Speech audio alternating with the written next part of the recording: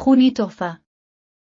पुराने गांव के किनारे पर एक बोसीदा हवेली थी जिसे काले बादलों की हवेली कहते थे। ये हवेली गांव वालों के लिए खौफ का निशान थी। वहां कोई भी जाना पसंद नहीं करता था।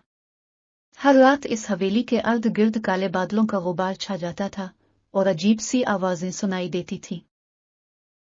एक दिन गांव में एक नई फैमिली आई। ये फैमिली शहर से आई थी और उनकी जवान बेटी सारा ने हवेली के बारे में बहुत सी कहानियां सुन रखी थी। सारा को हमेशा ही पुरस्कार चीजों में दिलचस्पी रही थी। एक रात सारा ने फैसला किया कि वो इस हवेली का राज मालूम करेगी। इसने अपने दोस्तों से बात की लेकिन कोई भी इसके साथ जाने को तैयार नहीं था। सारा ने अकेले ही जाने का इरादा कर लिया। रात के वक्त जब सब सो रहे थे, सारा चुपके से अपने कमरे से निकली। वो तेजी से गांव के इस हिस्से की तरफ बढ़ी जहां हवेली थी। जैसे ही वो हवेली के करीब पहुंची, इसके दिल की धड़कन तेज हो गई। हवेली के दरवाजे पर पहुंचकर सारा ने दरवाजा खटखटाया। दरवाजा खुद ब खुद खुल गया। सारा ने सांस भरते हुए अंदर कदम रखा। अंदर का मंजर अजीबो गरीब था। दीवारों पर खूनी नक्शो निगार थे और हवा में अजीब सी बू थी। सारा ने आगे बढ़ना शुरू किया। अचानक एक सर्द हवा का झोंका आया और एक पुराना फानूस झूलने लगा। सारा ने अपने दिल को मजबूत किया और हवेली के अंदरूनी हिस्से की तरफ बढ़ गई। अंदरूनी कमरे में एक पुराना बिक्से था। सारा ने इसे खोला तो इसमें से एक खूनी तोहफा निकला। वो तोहफा देखकर सारा के हाथ कांपने लगे। इसके अंदर एक पुराना खत था जिस पर खून के धब्बे थे। खत में लिखा था, जो भी इस तोहफे को खोलेगा, इसकी जिंदगी तबाह हो जाएगी। सारा ने वो खत पढ़कर उसे वापस रख दिया और तेजी से वहां से बाहर निकलने की कोशिश की, लेकिन दरवाजा बंद हो चुका था। सारा ने जोर जोर से दरवाजा खोलने की कोशिश की, लेकिन नाकाम रही। अचानक इसके पीछे से किसी के कदमों की आवाज आई। सारा ने पीछे मुड़कर देखा, वहां एक साया था जो आहिस्ता आहिस्ता उसकी तरफ बढ़ रहा था। सारा ने चीखने की कोशिश की, लेकिन इसकी आवाज हल्क में ही दब कर रह गई। साया करीब आया और उसने सारा का हाथ पकड़ लिया।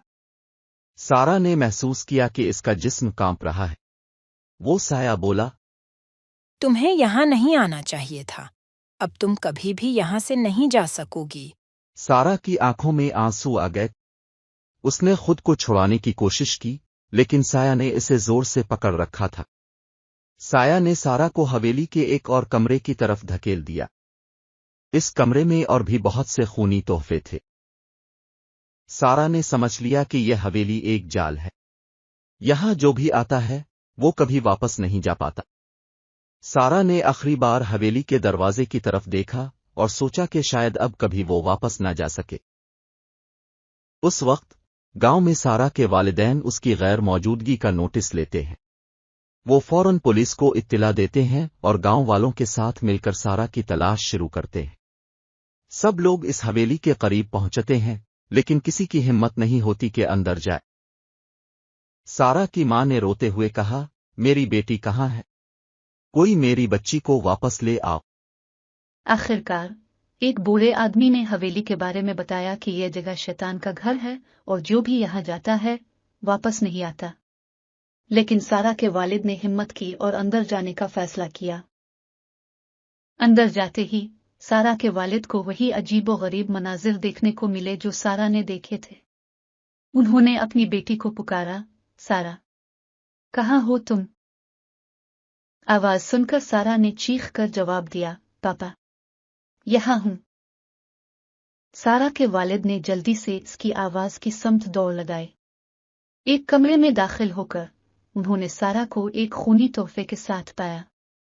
सारा की हालत खराब थी, लेकिन वो जिंदा थी। सारा के वालिद ने इसे फौरन वहां से निकाला और बाहर ले आए। गांव वालों ने उन्हें देखकर सुकून की सांस ली, लेकिन सारा ने उन्हें खबरदार किया, यह हवेली अभी भी खतरनाक है, यहां कोई भी ना आए। सारा और उसके वालिद वापस घर आए और उन्होंने हवेली के बारे में कभी भी किसी से बात नहीं की। लेकिन गांव वाले हमेशा इस हवेली से दूर रहने लगे। کہانی کا انجام یہی ہے کہ بعض اوقات کچھ رازوں کا پتہ نہ لگانا ہی بہتر ہوتا ہے۔ سارا نے جو سبق سیکھا وہ یہ تھا کہ بعض دروازے کبھی نہ کھولے جائیں۔